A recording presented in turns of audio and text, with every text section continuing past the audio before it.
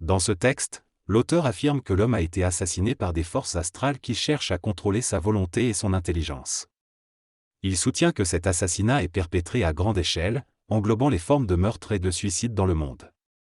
Selon lui, l'être humain est victime d'un enchantement psychologique qui le maintient dans un état d'illusion et l'empêche de se libérer de ses forces. Pour retrouver sa puissance et sa véritable nature, l'homme doit combattre ses forces en lui et détruire ce qui l'empêche d'être unifié. Il souligne également que la peur est l'un des obstacles majeurs à surmonter et que l'homme doit réaliser que le pouvoir est en lui-même. Enfin, l'auteur critique la religion qu'il associe à l'amour de la mort et soutient que l'homme doit régner en maître sur les domaines matériels et spirituels pour trouver la véritable signification de sa vie. L'homme nouveau peut vivre sans jamais mourir dans sa conscience, en détruisant l'envoûtement psychologique qui naît de ses pensées et torture son être. Il doit expliquer la réalité lui-même, ne pas craindre l'astral ni la folie, détruire tout ce qui est contre lui et s'affranchir des forces qui le limitent. Il doit déchirer le voile de l'astral avec acharnement pour accéder à la connaissance et à l'énergie infinie de l'univers. L'homme nouveau suivra le soleil noir du centre de la Terre et dépassera sa mentalité passée grâce à l'extériorisation de l'esprit du Verseau. Ce phénomène aura des conséquences mondiales sur l'évolution future de l'humanité. L'assassinat de l'humanité est un terme utilisé pour décrire la situation où l'esprit de l'homme ne pouvait pas contrôler la matière de son existence. Cela a été causé par son manque de conscience de soi et de sa condition. Cependant, à l'aube du XXIe siècle, l'homme prend enfin conscience de sa condition et est prêt à affronter les forces qui entravent son esprit. À travers cette prise de conscience, l'homme découvrira l'ampleur de son assassinat et réalisera que les forces cosmiques dominent sa réalité. Cependant, il ne pourra pas refuser cette réalité car il sera déjà touché par elle. L'assassinat de l'humanité représente différentes étapes d'évolution, notamment la création d'un abri physique par l'esprit, l'emprisonnement de l'esprit dans la matière et l'utilisation inappropriée de l'énergie de l'esprit. La mort est considérée comme une libération de cet emprisonnement. Cependant, à l'avenir, les esprits pourront habiter la matière librement grâce à leur connaissance des lois de la matière. Cette libération de la matière permettra à d'autres esprits de s'incarner sans être entravés par un ego subjectif. La fusion entre l'esprit et la nature de l'homme représente la destruction de ce voile qui empêche la liberté de l'esprit dans la matière. Les esprits de la lumière ont volontairement choisi de descendre dans la matière pour connaître les lois et les subtilités des sous-plans matériels, qui étaient cachés par les forces des ténèbres. Cependant, une fois qu'ils étaient incarnés, ils ne pouvaient plus sortir de la matière, car les forces archaïques contrôlaient les sous-plans matériels. Ce manque de connaissance de la vérité et des lois a entravé l'évolution de l'humanité pendant des millénaires. Les forces archaïques ont gardé secrètes les lois de leur monde pour maintenir leur suprématie dans les mondes inférieurs.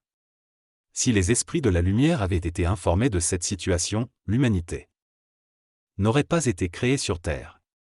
Ainsi, le mystère de l'homme, de sa souffrance et de son évolution fait partie des plans d'évolution des esprits de la forme et non des esprits de la lumière. La forme est plus puissante que la lumière et les initiés qui sont venus sur Terre étaient dirigés par des esprits de la forme plutôt que par des esprits de la lumière. Comprendre les lois de la forme est plus important que la manifestation spirituelle de la lumière. L'assassinat de l'humanité signifie que l'homme ne peut plus être détruit par la mort, car cela va à l'encontre des lois de la forme telles que voulues par les esprits de la forme. L'immortalité est donc une condition primordiale de l'évolution qui a été sabordée par l'emprisonnement des esprits de lumière ignorant les lois des sous-plans matériels. Le concept de réincarnation a été présenté à l'homme pour alléger le poids de la mort définitive, mais en réalité, il s'agit plutôt de la réutilisation constante de l'expérience matérielle, contenue dans la mémoire ou l'âme par d'autres esprits qui descendent dans la matière. Les actions des ancêtres continuent donc d'avoir un impact sur l'avenir de la race humaine par le biais de nouvelles incarnations. Les esprits de lumière ne pouvaient pas informer les autres de la condition humaine car ils ne peuvent retourner dans leur monde qu'après la fusion avec l'homme. La réincarnation est une redescente dans la forme de la matière, mais pas dans l'expérience. La fusion permet à l'esprit de lumière d'habiter la forme sans en être prisonnier.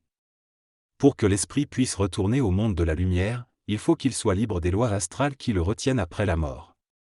Les esprits de lumière ne pourront retourner à leur monde qu'après la fusion avec le mortel conscient.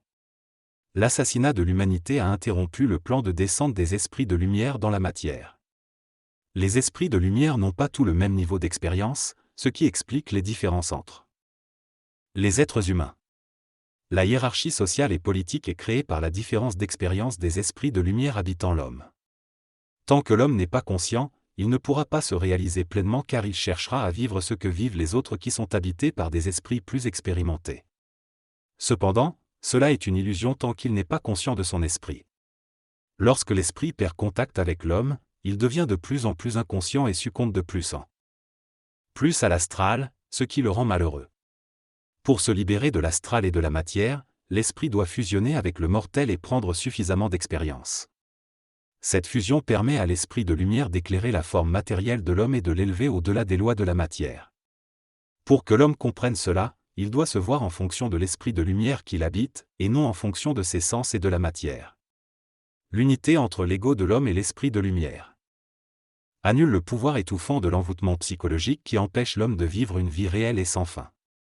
Par la fusion, l'esprit doit amener le mortel avec lui dans les sphères où la création de l'homme continue. Ainsi, la fusion entre l'homme et l'esprit de lumière permettra l'immortalité et la continuité dans la conscience. L'homme doit comprendre les différents aspects de sa réalité et reconnaître l'origine de sa création. L'esprit de la forme et l'esprit de lumière sont deux esprits différents, l'un contenant l'idée originale de la création et l'autre exploitant les différents aspects de l'énergie pour permettre à la forme de s'élever et de devenir de plus en plus parfaite. Un jour, l'homme et l'esprit de lumière, formant une unité, réaliseront le dicton selon lequel l'homme a été créé à l'image de Dieu. L'humanité a été assassinée dans un sens spirituel, où l'esprit dans l'homme a été dupé et trompé via différentes étapes d'involution nécessaires à son évolution. Maintenant que l'homme entre dans une nouvelle phase d'évolution, il doit changer et devenir totalement autre. L'ego de l'homme résiste au changement, mais c'est l'esprit qui peut provoquer une cassure et un changement dans le mental et l'émotionnel. L'homme doit vivre de l'énergie de l'esprit et transmuter la matière mentale et émotionnelle. L'ego de l'être humain est incapable de comprendre l'ampleur de son expérience involutive et de prendre conscience de la manipulation exercée par des forces dans des mondes parallèles. L'assassinat de l'humanité représente l'impuissance de l'homme face à l'énergie de la forme. Pour avancer vers une nouvelle façon de vivre, l'homme doit réaliser la puissance de l'énergie à travers la forme et se servir de cette énergie pour son agrandissement, sans être assujetti par la forme. Il doit vivre à l'endroit plutôt qu'à l'envers, mais cela nécessite une prise de conscience. Lorsqu'un objet est suspendu dans le vide, il n'y a plus de référence gravitationnelle pour définir le haut et le bas. Par conséquent, l'objet flotte sans orientation fixe et peut sembler se déplacer de manière aléatoire. Cette disparition de la notion de haut et de bas est due à l'absence de force gravitationnelle exercée sur l'objet dans le vide.